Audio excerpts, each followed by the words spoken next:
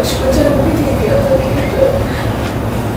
जब मुझे इससे अलग होना था तो मेरे लिए बहुत सिखा। इसके साथ रोटी से अलग होना हमारे लिए नहीं था। अब तो जाके हमारी लाइफ में थोड़ी सी नॉर्मल सी रही है। रूही बनेगी अभीरा और अरमान किए बच्चे की सैरोगेट मदर। क्यों? शौक लग गया ना?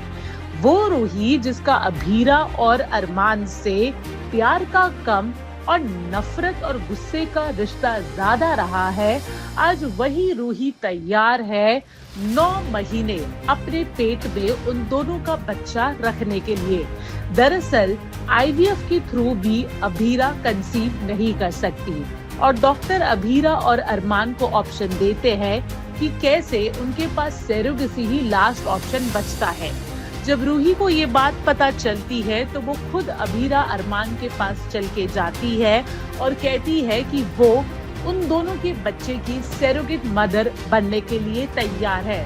अभीरा और अरमान शॉक हो जाते हैं और रूही को कहते हैं कि कैसे रूही के लिए बहुत ज्यादा मुश्किल हो जाएगा कि किसी बच्चे को अपने पेट में 9 महीना रखना और 9 महीने बाद उस बच्चे को अपने आप से जुदा कर देना।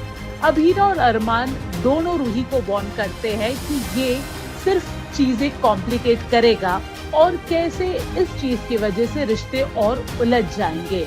लेकिन रूही और रोहित दोनों बहुत एडमेंट है कि कैसे रूही कॉन्फिडेंट है कि उसे अभीरा और अरमान के बच्चे से कोई लगाव नहीं होगा और 9 महीने बाद वो अभीरा और अरमान को उन दोनों को उनका बच्चा बिना किसी रुकावट के सौंप देगी। अब देखना दिलचस्प होगा कि क्या इस बार रूही अपने बातों पर खरी होती है या फिर इस बार रिश्ते ऐसे उलझेंगे कि सुलझेंगे ही नहीं।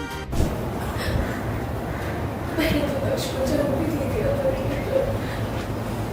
जब मुझे इससे अलग होना था तो मेरे लिए बहुत सिखा।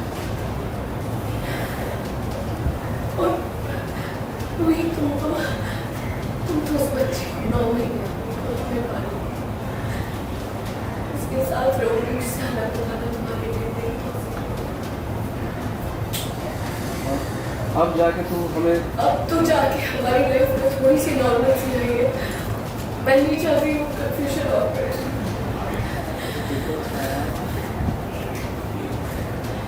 ये सब उसका होगा। मैंने काफी सारे हॉस्पिटल सर्च करके ये सब उसका होगा। तुम ठीक से सोच नहीं पा रही हो। लक्ष्य अभी छोटा है, तुम्हें इससे नहीं संभालना है। इसलिए फिर सही टाइम है। लक्ष्य अभी छोटा है भैया, मुझे इसकी पढ़ाई का इसकी स्कूल का कोई स्ट्रेस नहीं है।